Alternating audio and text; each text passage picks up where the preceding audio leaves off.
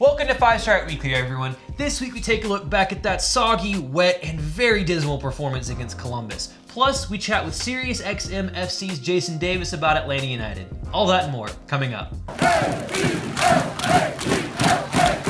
Welcome to the show, 5 Strike fam. I'm AJ, this is Tanner McLeod. Before we get into it, become a member of the notification squad by hitting the bell next to the subscribe button or hop over to Facebook and subscribe. You can now also find all our content on the Geneco USA platform anywhere in the world, on Amazon Fire TV, Roku, iOS, Google Play, and many other streaming platforms.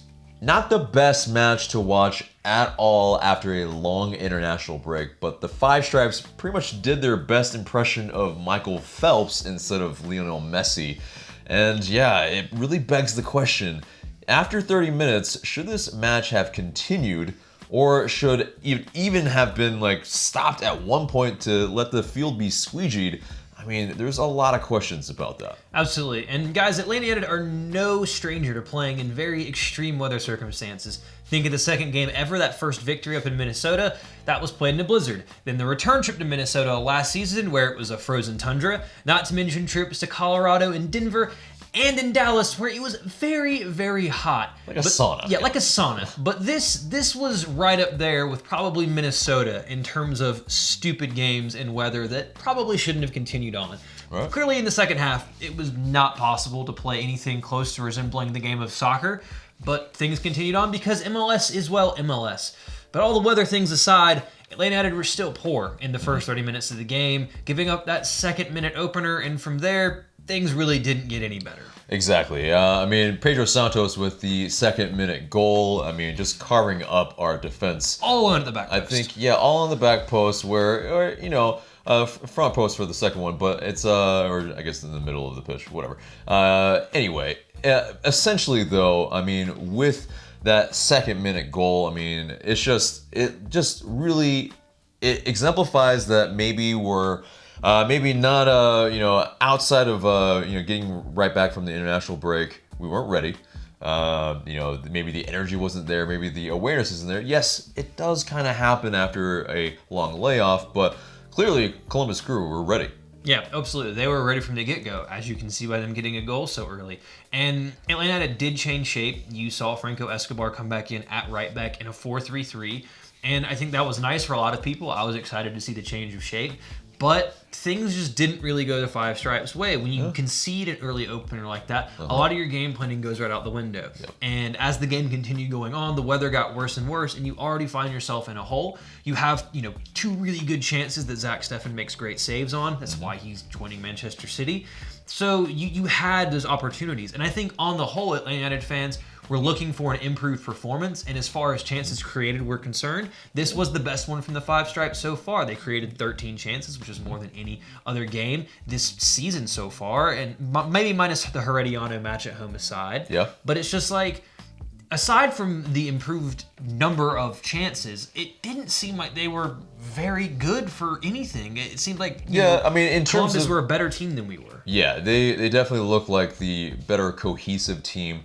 The link-up play was jealous of how well they were playing, especially in the same conditions. And so, it wasn't like the pitch was like DC United's where it was rocky or, it had some patches here and there on purpose. No, this was like a carpet. It looked decent at the start, and then, 30 or so minutes in, it was a swimming pool. Of course. It was a swimming pool. But, I think the team did look a little bit more, more fluid in one sense where they were taking more chances and risks going forward. And that's kind of the addition of Franco Escobar. You have someone that is capable of bombing forward. And with that 4-3-3 shape that they changed to, and it looked a little bit more promising in that regard. But on a whole, I think there's still a disconnect where, midfield still not really quite working well together yet. And I think Joseph Martinez still is rendered a spectator, unfortunately. He had maybe 10 touches, I think the entire match. It's not good when you have your MVP starved of any sort of service or, just touches on the ball. But when he was on the ball, yeah, I mean, he linked up well and found the player on the left to, be able to garner a chance. But it's just, yeah, I mean, on a whole, still just very, very poor. I think obviously you can criticize the defense at the beginning because that was poor, but I think after the 30 or so minute, when you realized the game was going to continue, some people got upset when Joseph Martinez was subbed off towards the end of the game. I think it was a smart move because you're trying to avoid injury at that point. Yeah. I think maybe trying to go route one a lot quicker, bringing Breck Shea on and just playing some knockdown long ball, because that was clearly the only way that any type of offense was going to get happening. That was one of our best chances. Exactly. Carlson, if he had seen the ball, it might have worked out in a different way. If you look at the passing statistics in the second half, they were terrible. You couldn't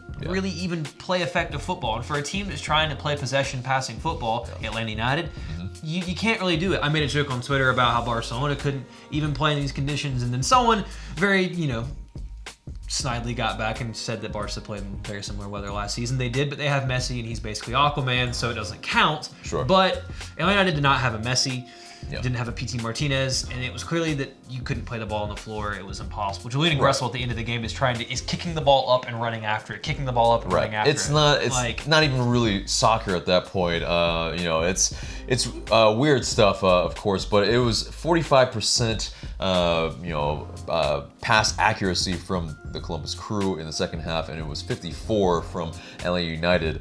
I mean, on a good day, it's 70% or so. That's good pass accuracy, or bad. That's bad. That's bad. I'd say for Atlanta United, if this team is below 80%, that's bad. It should be 85% to 90% if you want to play this kind of system. Right. That's the pass accuracy you expect. And so what everybody was watching was pretty horrendous. But I think though the fight from the team was there. I think you didn't see them just lay down. They were trying to play through it.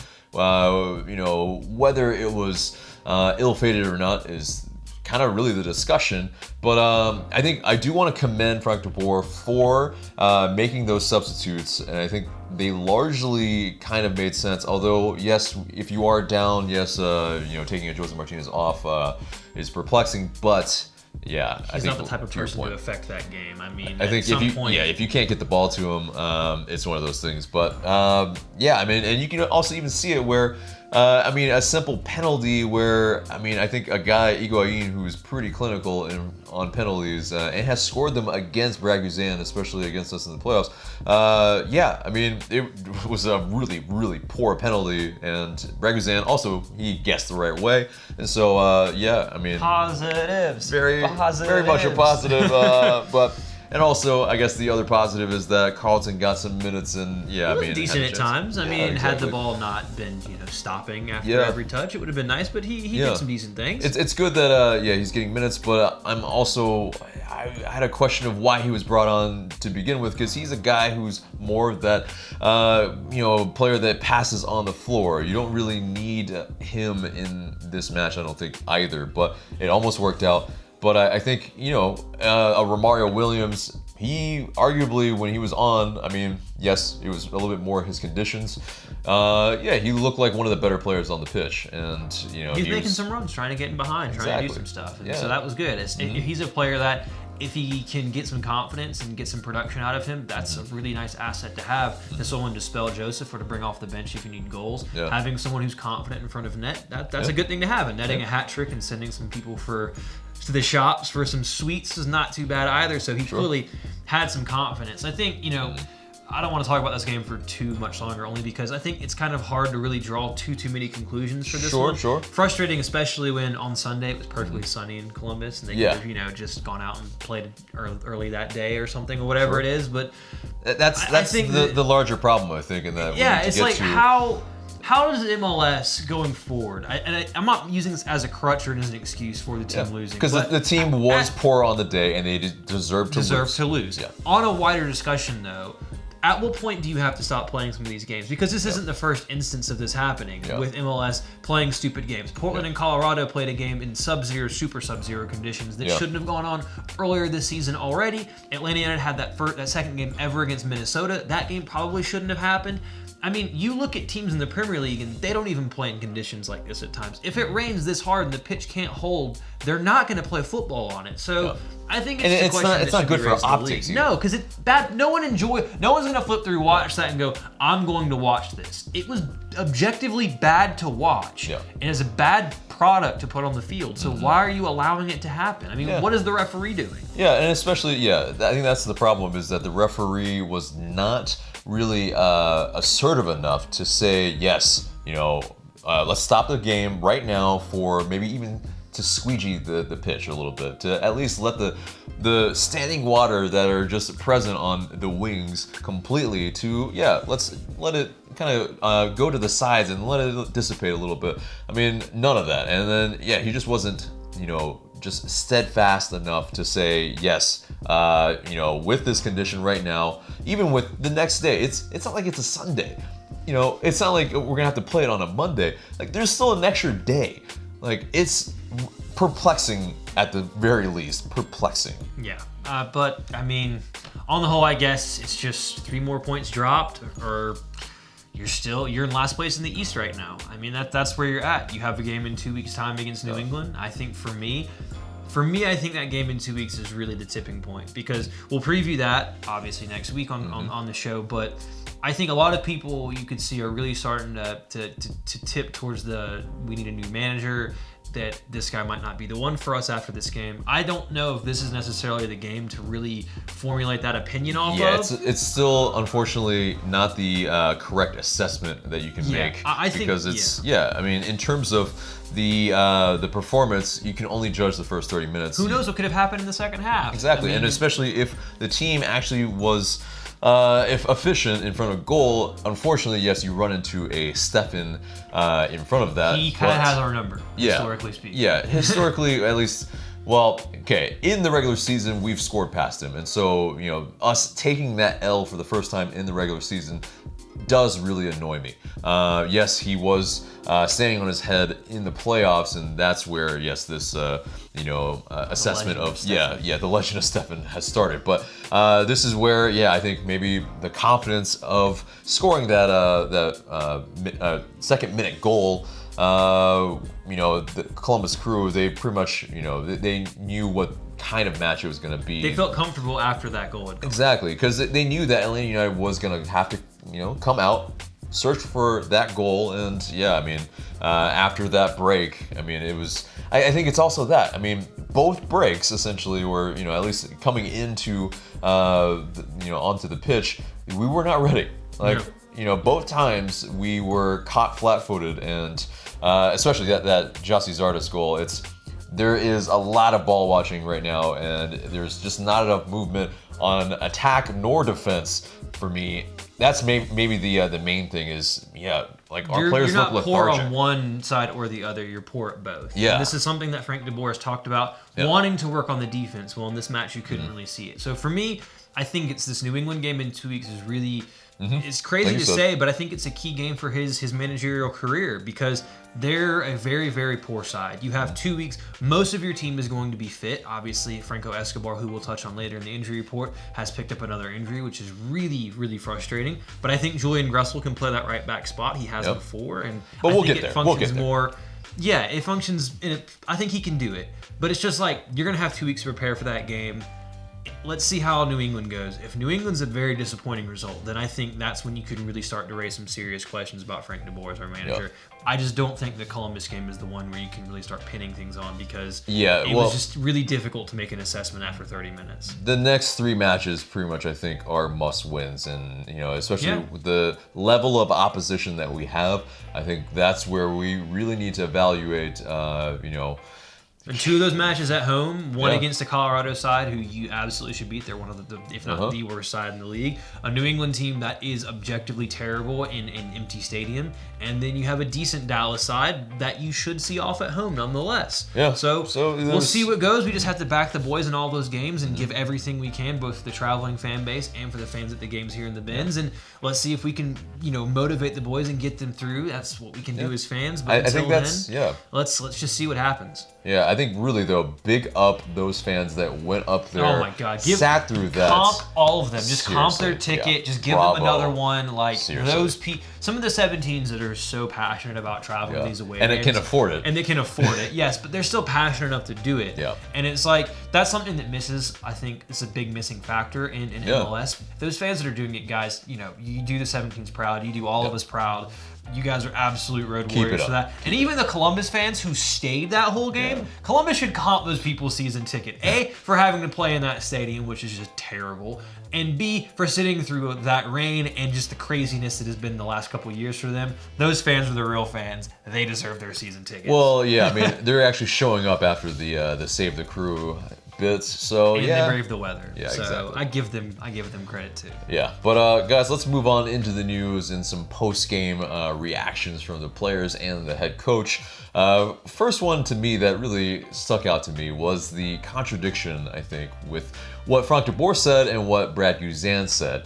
And so, Frank de Boer, he first mentioned on whether results of the first 4 matches reflect their quality of play. He said, sometimes we did and sometimes not, but I think today, of course, when you can see where you go, it's your own fault. Afterwards, I think we weren't the worst team on the pitch, and maybe sometimes we were equal and sometimes we were better. But we have to. Sometimes it's also not luck. And then, interestingly, Brad Guzan says on playing under the inclement weather and any positive takeaways from this match, yeah, you try not to get injured. Listen, there's no doubt about it, we weren't the better team. But the conditions in the second half, it was a disgrace to be out there. Well put. It's that's what's the contradiction is that Brad Guzan pretty much acknowledged yes they were not the best team on the pitch. That was the Crew completely. But I think Frank de Boer has mentioned there that he thought that sometimes we were equal. I mean, yes, we were creating some chances, and yes, they were maybe equal to our chances in terms of Stefan, but it's frankly put, they were more efficient than we were. And so, yes, maybe we had a slight little bit of possession more than they did, but and that's the thing. It's like, we weren't at any point this season, we weren't played off the pitch really yet. So, yes, there is that. We haven't been ruthless in front of goal, and that's maybe one of the main factors. So, it's on the players as well, for sure, that they haven't been performing. They haven't maybe been taking to the system as well as we would want them to, maybe. But it's also, I think it's a marriage of all of that. Like, it's not only the head coach, it's the players, it's, I think, a little bit of the front office as well, not getting in the right players that in terms of maybe depth that we need, and maybe I'll get into that, or I'll just get into it right now. Basically, we need a right back, right wing back depth, because basically, Frank de Boer has mentioned that he didn't play a 4-3-3 or a 4-man back line because he prioritized having Franco Escobar in the lineup for that. And without him, that's why he went with a 3-4-3. So, with that being said, it's like, okay, so front office, that's a failure because they didn't bring what we've been mentioning all off season. We need a depth at right back and depth at right wing back. And clearly, Frank de Boer doesn't rate a Gordon Wild or a John Gallagher enough to play them. And so maybe a Mikey Ambrose has to play inverted as a wingback. That's just, it's not, I don't think it's just not good enough. And Julian Gressel, not even being tested once at right back at all, when I think at any point, it could have been where against a team that maybe sat back a little bit more, you can have a Julian Gressel as a right back, especially if you put a Jeff Larentowicz in the middle, then you can have Jeff Larentowicz slide in between the two center backs like we have in the past under Tata Martino. Then Gressel moves up. Then you have wing backs that can move up and down.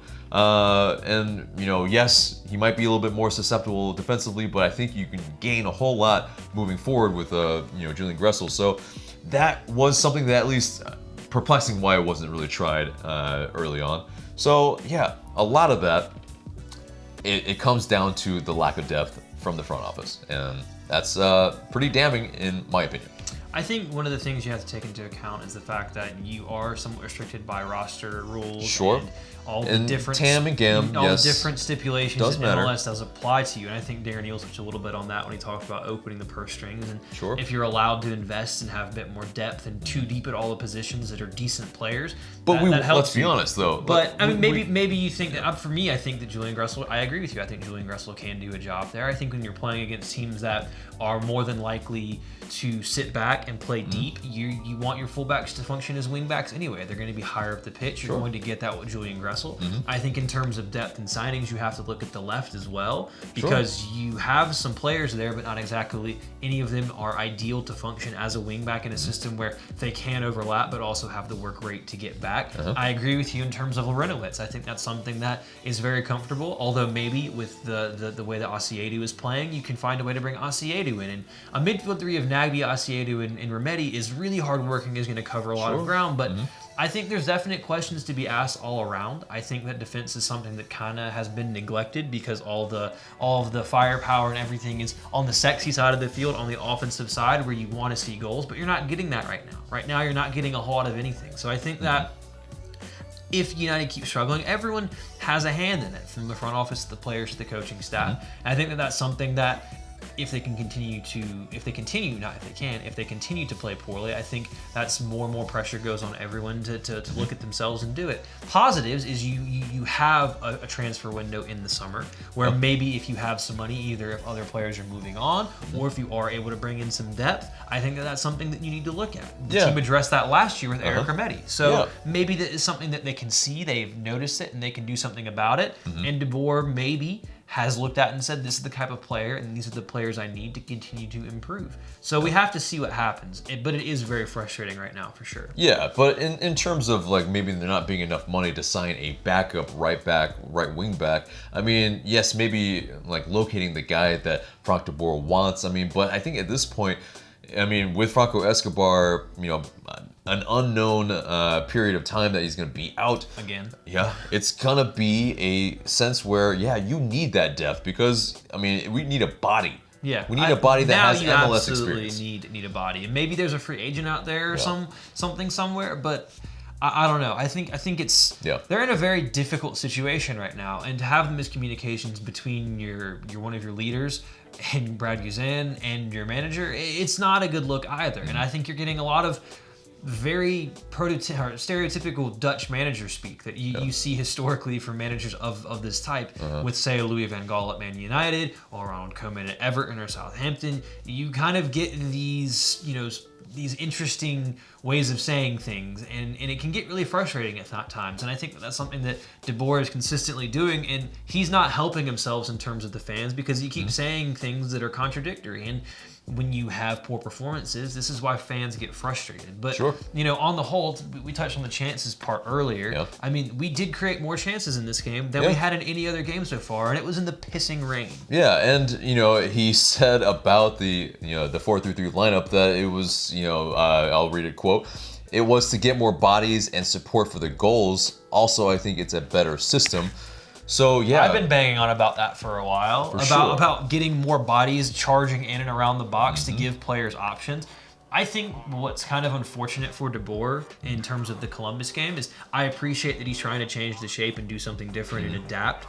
But the negative is that when you give up a goal like that, which can happen when you're trying a new system, when your team has been gone on international break, they're not acclimated. Your team's not acclimated. They haven't had that time to train in that system, which is an excuse, but it's true. I'll give him that.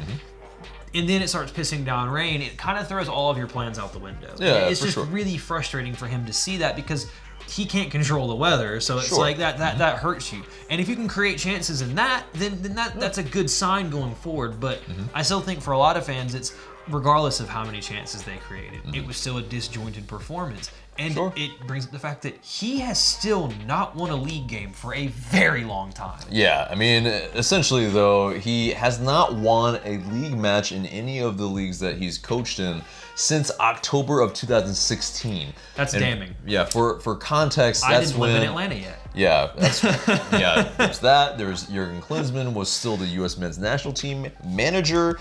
The Colorado Rapids were second in the Supporters Shield race. What? That tells you all you need to know. Yeah. So totally, it's right now at this point about 880 some odd days. I mean, that's only 9 games, unfortunately, and that's 2 goals scored and 15 goals conceded so far. Not ideal. Not good. But but on the flip side again, it's that how many chances we've created this month. It wasn't a coincidence that we changed to a 4-3-3. With 13 against Columbus. Philadelphia it was 10. Monterey was 7. Cincinnati was 7. Of course, Monterey was 3, and at DC it was 5. So on a whole, it's trending in a better direction. It's just, our team has to be more clinical in front of goal as well.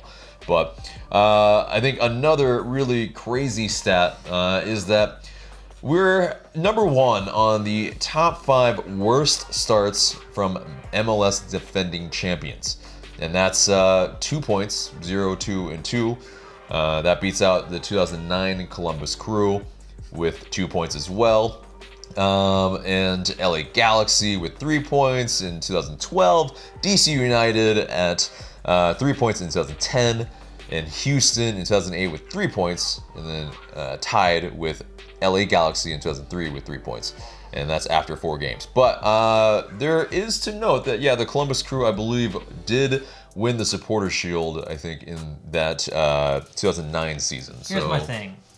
It's been 4 games in the league. Yeah. And I think a lot of people were really frustrated with the Champions League, Sure. and that's fair, but it was also a learning experience, I think, is the best way to look at it, and it should be a learning experience, and if it's not being treated as one, well, that's a mistake being made by the club. Yeah. As far as the league goes, which I think is the thing that Atlanta needs to focus on the most, it has only been 4 games.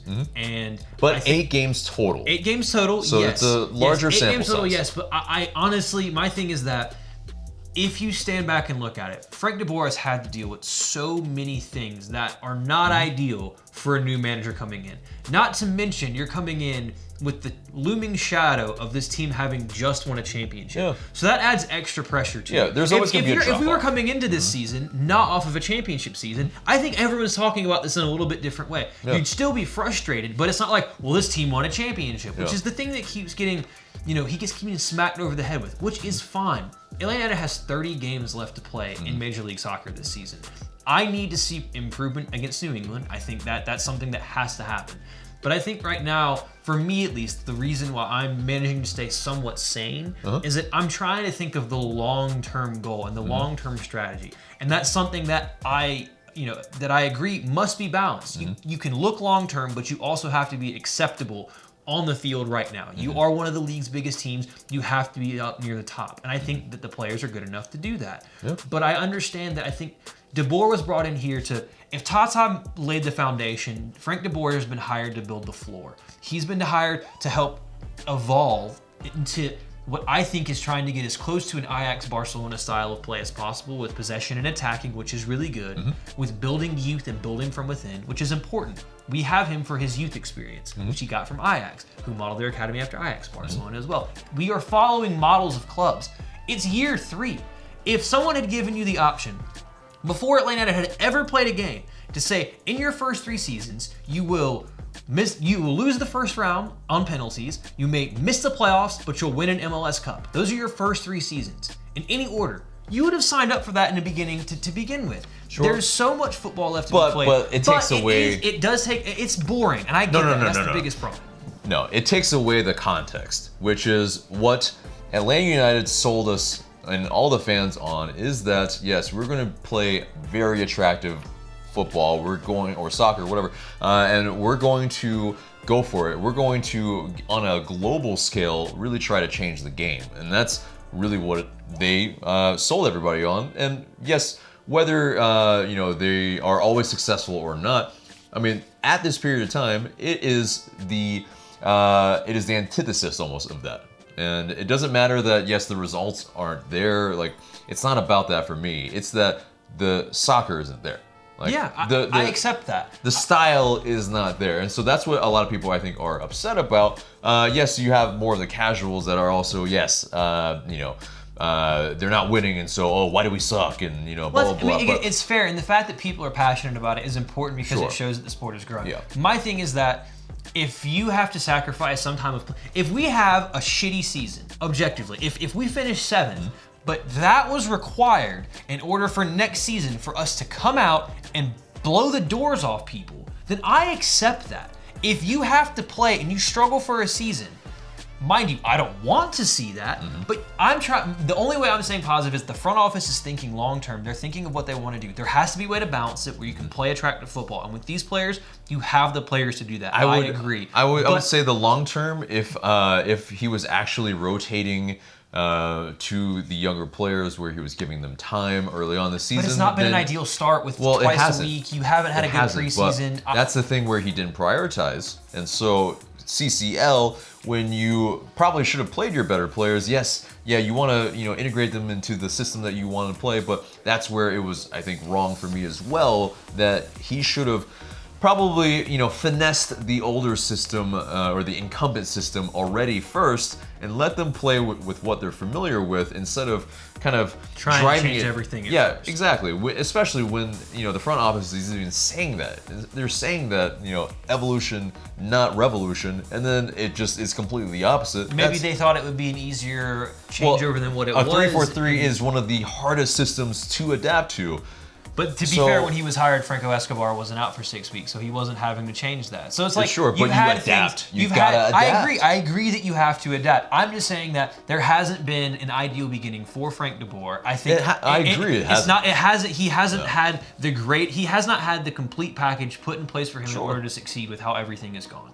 That's why for me it's like you have 2 weeks of training with your full squad to put in place whatever system it is you want. If you can't get that down in 2 weeks of training against each other to figure out what you want to do against the poor New England side, then maybe he might not be the guy.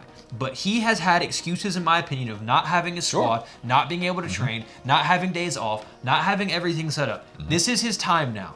So go out, work your ass off on the training ground, give me an improved performance, and show me what the hell we're going for. If you cannot do that in 2 weeks, then you're not going to hear me making excuses for him anymore. Because like I said, I'm trying to look at it and say, long term, what are we trying to do? Atlanta United 2 is playing really well so far this season. He's trying to change our structure so that Atlanta United is consistently bringing through high quality young players from Atlanta to the first team that we can sell or that can really, be a centerpiece for this team. Because every good team in every league that has been historically dominant in leagues, whether it be Barcelona, Manchester United, Bayern Munich, Juventus, all of them have a core of homegrown youth players. Frank DeBoer was brought here to help develop the academy to bring through youth players. That's why that was what Darren Neal said, Carlos Bocanegra said, that's what it is. That takes years to happen. That won't happen for 4 or 5 more years. Atlanta United has to be the best team in the league in 2026 when the World Cup's being hosted here. We have to be a poster boy for the sport in this country. That is 7 years away. Atlanta United has to build to that. This club is in year 3. We haven't even fleshed out our full tradition yet. We haven't had enough heartbreaking losses in cup finals and everything to really say what this club is. It has a strong foundation, but we're still growing. We are going to have seasons that are not good. We are going to have games that are not good. It is going to happen. But I think but we have to see something that gives us hope. And right now, it's bad. If that doesn't change, then all of that means nothing. Because if you can't win on the pitch against some bad teams with good players, then how are you going to win with good teams and youth players against, in the big ones? So we'll see what happens. That's the main sticking point also as well, is that our players that we currently have are, much better than what the results have shown. It's not like we're rolling out there with, a squad that is just, it's not worth 67 million or whatever, the whole roster is worth. We are very, very talented up and down the lineup, and I think it's just, you see a lot of confused faces on the pitch on what to do, what their actual role is, what their instructions are. And so yes, that does take time, but as you said, the results on the pitch right now are also very important, because yes, they're losing some of the the more casual fan base that have bought into what I think the front office has said. They were sold. The front office sold has said, excitement. This is boring. Exactly, and I think that's right for them. It's right for them to be critical. Absolutely. Because they have a right to be, because they are paying customers of this, and you know, the product's not good. Yeah, exactly. If you're being told one thing and then you're paying for it and then it's something else, then yeah, I mean, you have a right to say something. Say you're a bald person and you're told a hair product helps you grow your hair. Yeah. If it doesn't help you grow your hair, it's not a good product and you're not going to pay for it. Yeah. If you're told this team's going to score goals, but then they score no goals, well, then you're not going to pay for that because they're not scoring goals. Yeah. Long story short, this team just started scoring goals, winning games, getting 3 points, and winning cups again. But guys, let's hope that can happen.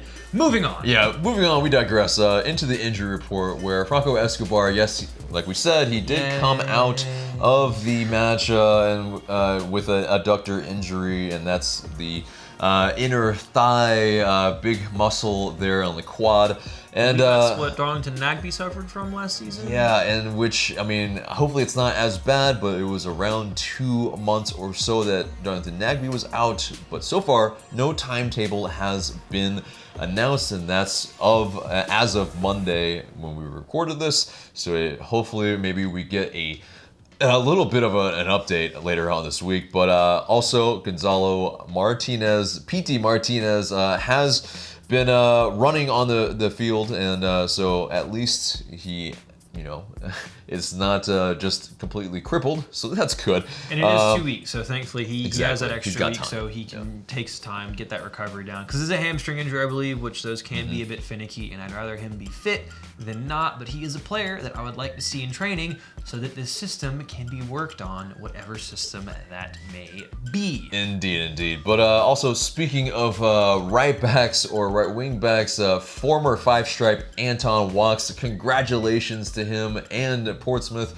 for winning the Football League trophy. The Check-a-Trade trophy. Yeah, exactly. And so, yeah, I mean, you know, seeing five stripes that have moved on be successful, that warms my heart, at least. It's actually a really, really good game as well. And for those who don't know, the Check-a-Trade trophy is kind of like the FA Cup, but it's only open to the teams in League One and League Two, I believe. And it was Portsmouth versus Sunderland at Wembley. 85,000 people for this cup game, which tells you a little bit about how passionate these fan bases are. And Portsmouth and Sunderland have had a lot to hurt about. So if you think that things are tough right now in Five Stripe land, Portsmouth and Sunderland fans have been through the ringer. Think that team in Florida, but like 50 times worse and being relegated to like twice USL 2. Yeah. That's basically what's happened to these teams. But yeah, 2-2 draw, 1 in penalties. Good for Portsmouth, good for Anton Walks. Good to see him doing well. Indeed. But guys, so our Facebook page unfortunately has gone down, unbeknownst reasons to us. But essentially, though, we really need your help in gaining back that the engagement, everything, because we have so much awesome content that we want to put out to you guys. But unfortunately, we have to start from zero again.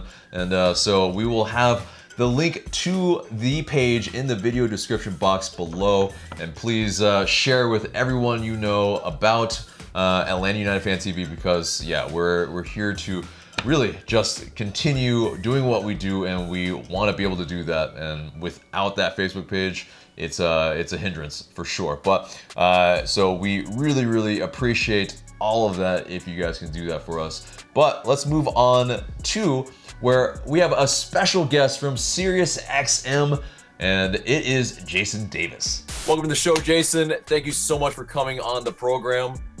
We just, we have to first chat about what you think about the crazy start in MLS so far. We'll get to Atlanta United in a few, but I think the slow starts from New York Red Bulls, NYCFC, the Portland Timbers, etc. It seems like parity is quite the case right now in MLS. It always is. I think parity is probably less of an influence on the league than it was maybe 10 years ago, but you're talking about some teams that played into the postseason last year. I think you got circumstances, kind of unique circumstances in each place. You mentioned NYCFC. Domi Theron didn't prove to anybody that he could really coach in this league last year, that he had a grasp on how to handle his team. Obviously, they lost David Villa. That's a massive hole that they have to fill. They haven't figured that out. The Red Bulls, I think they're probably going to be fine. They'll probably make the playoffs, but they definitely don't look like a supporter shield team right now. And maybe that's a hangover. Maybe that's just the way, the intense level of play that they like to do. Maybe it's a Tyler Adams size hole for them. I mean, they had to replace a massive player for them. The Timbers, they went all the way to the final. Obviously, you know about that. So for them, yeah, carrying it over. We saw the Sounders year in and year out start real slow because they went to a final. It seems to be the Timbers' plight this year. Yeah, definitely. And I appreciate you wearing a King Peach kit. So let's talk about Atlanta United. With a slow start as well. What's the perception of the club right now from an outsider's perspective? You know, from my perspective, being on the radio every day, talking about this team, talking about where they are, I'm still hesitant to, obviously I'm not going to write them off. It's parity, it's MLS, it's 7 teams in the playoffs. No reason to do that in terms of at least making it to the postseason, contending for something at some point. But as the weeks go by and they continue to put in lackluster performances, clearly you're going to be thinking, okay, what exactly is wrong with this team? And I think that what's interesting is because Atlanta raised the bar on everything, right? Because you guys filled up that joint, because there's so much enthusiasm for the team, because Darren Eales talks a big game and backs it up, you get this feeling that they can't let this go on forever, obviously. And there's a standard that's been set in Atlanta, even if it's only 2 years, that they play attractive soccer, that they score goals, that they make the playoffs, that they contend for championships. And if Frank de Boer's not delivering that, when does Darren Eales, when does Carlos Bocanegra, when does Uncle Arthur say, all right, that's enough? Like, we tried, you got a pedigree, you came from Ajax, we know. But now it's building upon itself. It's almost as though, even if Frank de Boer might figure it out eventually, the longer you let it go on, the sort of greater it gets, right? It's exponential growth of this issue. Now it's in everybody's head. Now it's not just, well, we got to figure out the system, because with enough time, these are good players, they'll figure it out. Now it's like, man, we can't get it, and we're dropping points, and we're dropping points, and we're dropping points. And I think Atlanta's, if they really set a new bar, they are going to have to eventually say, okay, that's enough. I don't know when that is, and that's what I'm fascinated to see. Yeah, definitely. Because definitely for me, it was for the lack of prioritization on the Champions League, and that's why I think there's a lot of unrest with fans, at least for me. But in terms of, like, how do you think Frank de Boer has gotten on in terms of, the form, of course, is not great, but in terms of, speaking with the media and speaking, after games and, talking about MLS? Well, that's the thing. What Tata Martino had going for him, and obviously Tata had success, right? There was never a stink of failure. Maybe after the playoff failure in 2017, there was a little bit of, can Tata do it in the playoffs? And, after one season, that was kind of a ridiculous thing to worry about. And we saw the lessons he learned in 2018 that eventually won you an MLS Cup. Tata had this kind of charming thing about him. Obviously, there was that, does he speak English? Does he not speak English? And there was a barrier between him and the press that I think gave him a bit of a cushion. And he was the first coach. It was only 2 years.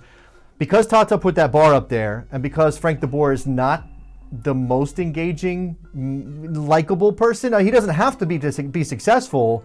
But if you're not winning, you better be able to charm the press at least a little bit. You better be able to convince people, hey, I've got this. Don't worry. Just wait for it to happen, because it will happen. And when he said, even if it was a mistake of the language and he got a little bit wrong, but when he said, oh, these people expect too much, that's a real bad precedent. And it's going to be real hard to come back from that unless you start winning games. And that's not happening right now. So they can't squeak by. And they can't play possession-based soccer, win 1-0, and get 3 chances in the game. It's got to be 2-0, 3-0, 4-1. They've got to start putting on that Atlanta United shine again.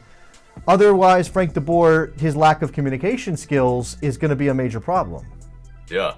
And speaking on that, I mean, do you think the fans that are ready de Boer out have a right to be calling for de Boer's head?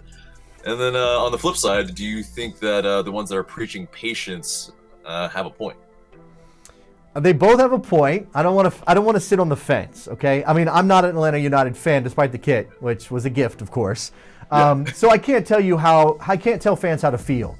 And I think that if you are an Atlanta United fan, and I don't care if you're entitled because they've been so good for the last 2 years, I don't care if people call you that. I know there's other MLS fans get real prickly about Atlanta United fans being all demanding already. Oh, you've only been around for 2 years. No. Your team set a standard. And they told you, Darren Eales from day one, he walked into the event, then announcing the team when he got hired. Arthur Blank said he was going to put his money into the team. There was all this commitment. They said, we're going to be big time. We're going to play fun soccer. We're going to play attractive soccer. We're going to play soccer that people are going to want to come see. People came out and saw it. Now they expect that. And if you're not delivering it, it's absolutely fine for fans to say, hey, where's my fun soccer? Where's my winning soccer? That's what I expect, because they said it. If this was a team that was preaching patience, if they were looking at the fans saying, guys, it's a process, we've got to wait it out. If they were doing a Matias Almeida right now, fine, give him a pass. That's not what they're doing. They're saying, I know Darren Eales has had to say patience recently, but that's only because the results haven't come. I'm sure they're pulling their hair out right now at the Atlanta United offices because the team's not only not winning games, but they're not playing fun soccer, and that's a problem. Now, we can go back in time and say, why'd you hire a guy that does what Frank de Boer does in the first place? Because maybe that doesn't match up. And I think a lot of people were playing Monday morning quarterback and saying, why did you go from Tata Martino style, get the ball, move quickly, attack, to a guy that is going to pass the ball around the park for 75 minutes before he even wants to go after the goal? That's something the fans can ask, and that's a right that they have to demand of the club. Hey, you didn't hire the right guy. We know that after 6 games or whatever it is. Maybe it's time to make a change. Let's not be that team that sits here and waits for it to get better. MLS has the safety net. Everybody knows that. But if you're going to act different, be different. Yeah. And, so in terms of like the league as a whole, I mean, we've seen strides in global notoriety and respect for MLS. It's gotten better, at least in recent years. And I think it's kind of in part with the likes of moves like Miguel Almiron to Newcastle United and Atlanta United bringing in the South American Player of the Year in PT Martinez. But what could the league do better even still, in your opinion? Well, okay. I've said that if the league is going to make a big deal about the Champions League, then they have to give the teams the tools to compete in that toe-to-toe with Mexico. You can't say, well, we want to win it, and here's some TAM money, but that's only going to get you 60% of the way there. No. If you're going to talk about winning the Champions League and going to the Club World Cup and doing that and representing North America, then actually give them the tools. That will obviously also help just the overall talent level across the league, and that will help the reputation of the league. Selling Miguel Almiron for $20 million or whatever it was is a big step. It has to happen 3, 4, 5 more times before you can say it's an actual thing that MLS does. I think selling young players is obviously a major part of this. Tyler Adams is tearing it up. I was talking today on the radio that we don't know yet what the market is for a young player like a Tyler Adams, a teenager who's done very well in MLS. I'm not saying that Paxton Pomykal is going to be Tyler Adams, but he's played so well for FC Dallas this year, and there's obviously a lot of attention on him. I don't know what his value is. Like, I don't know what a European team would have to offer FC Dallas to get Paxton Pomykal. So that's the next step, is determining what the transfer market is for Major League Soccer. MLS has long been too reticent to let go of their talent and let them prove it in Europe and sell players who are ready to go. They're proving that they want to sell players, but they're also not going to give those players away for cheap prices. So that's kind of where we are.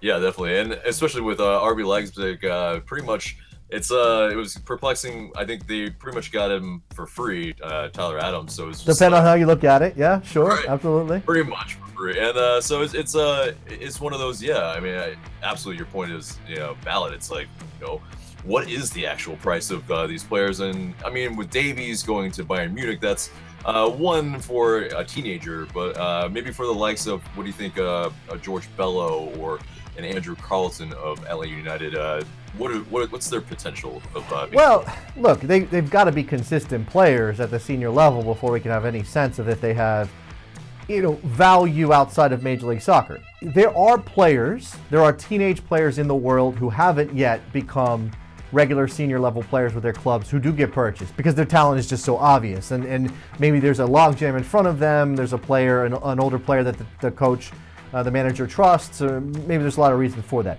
But those players generally come from traditional soccer countries. They're playing in Big 5 leagues, that kind of thing, right? Or they come from a club like Ajax that has a massive reputation for developing players.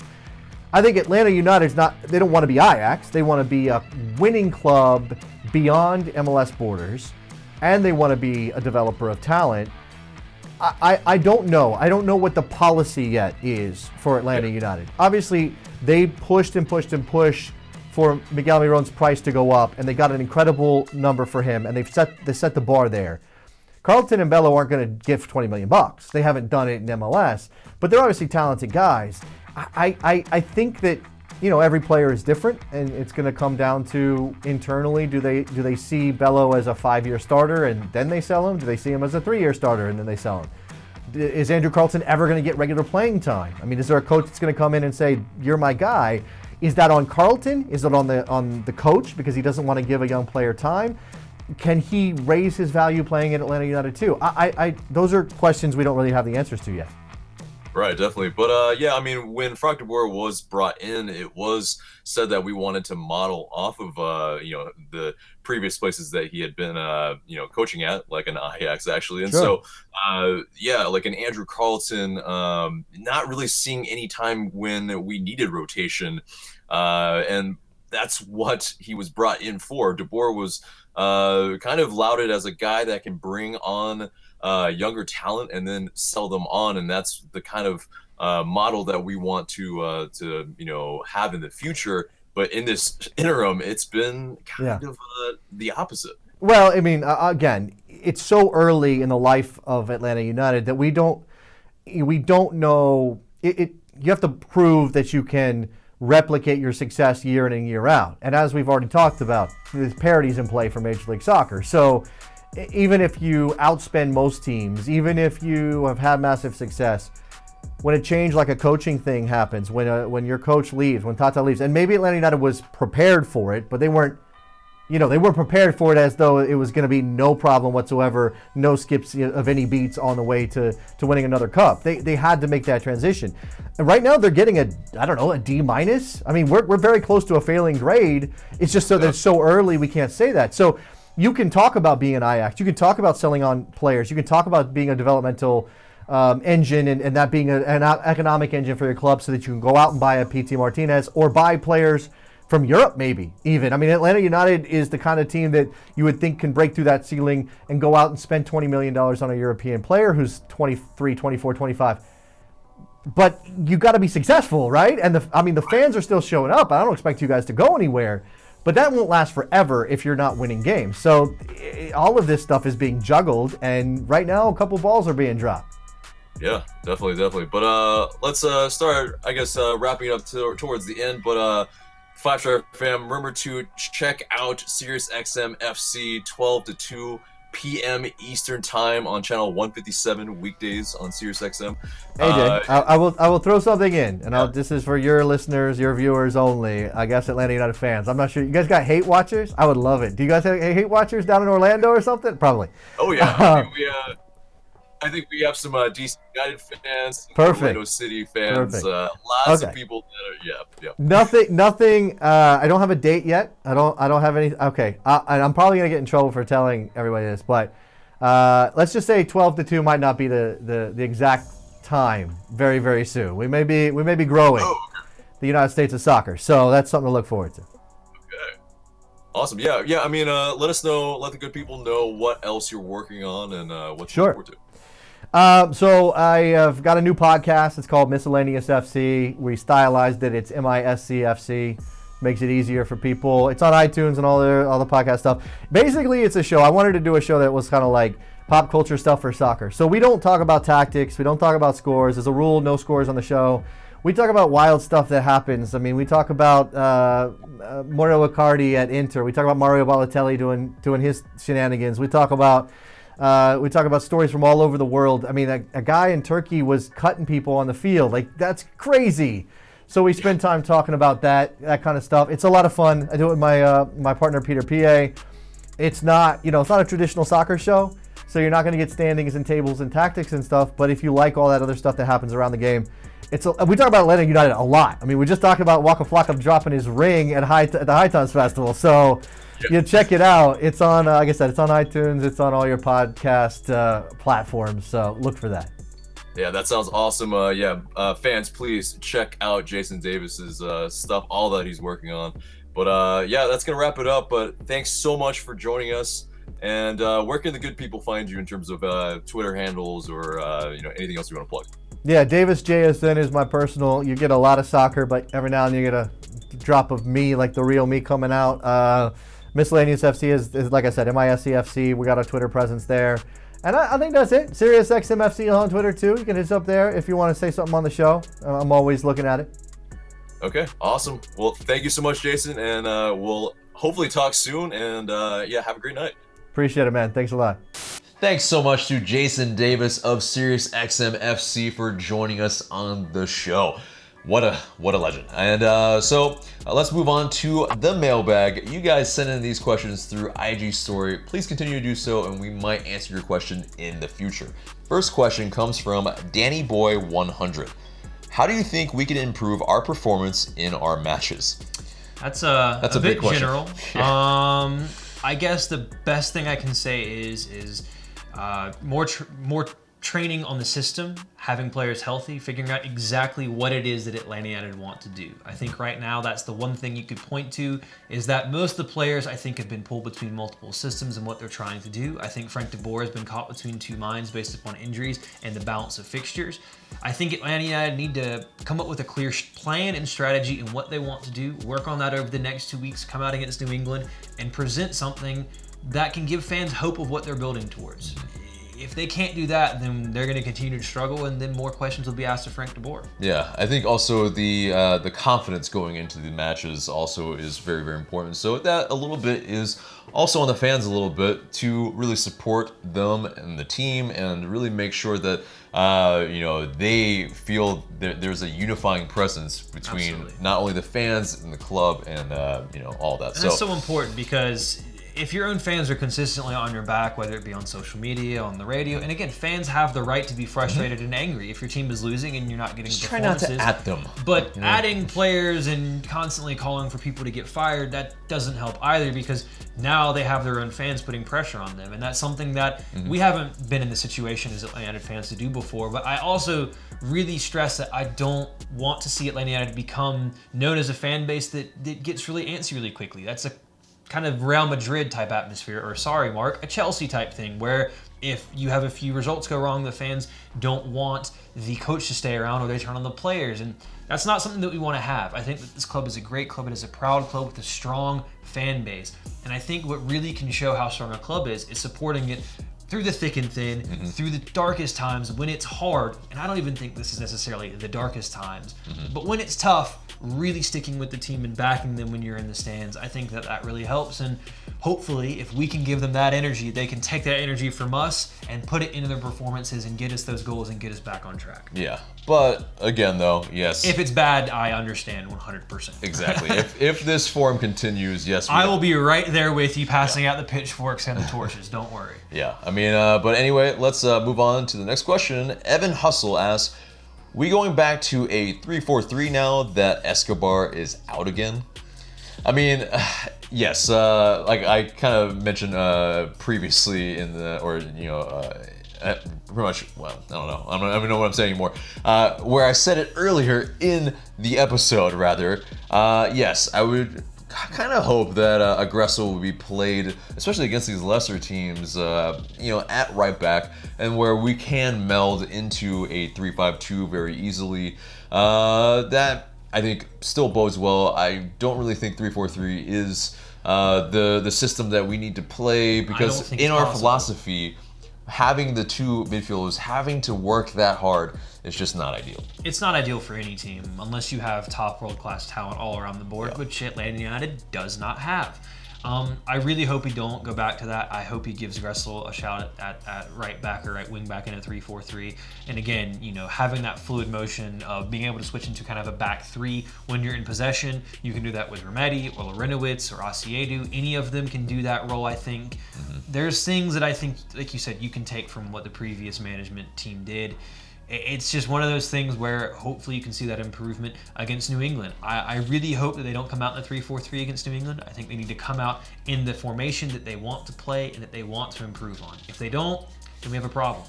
Last question comes from Eric Sims 24. What do you think is the biggest obstacle for this team? That is it's a heavy-hitting question. I really don't know, to be honest. Like, it's kind of hard to point to one thing as what the there's biggest a lot of obstacle factors. is. Yeah. I'd say if you could, the biggest obstacle right now, I'd say, is the lack of an identity. I don't think that either Frank DeBoer or this team knows what exactly they want to do. They don't know what philosophy or what system they want to fully embrace as their own, this is how we play, this is how we're going to come at you.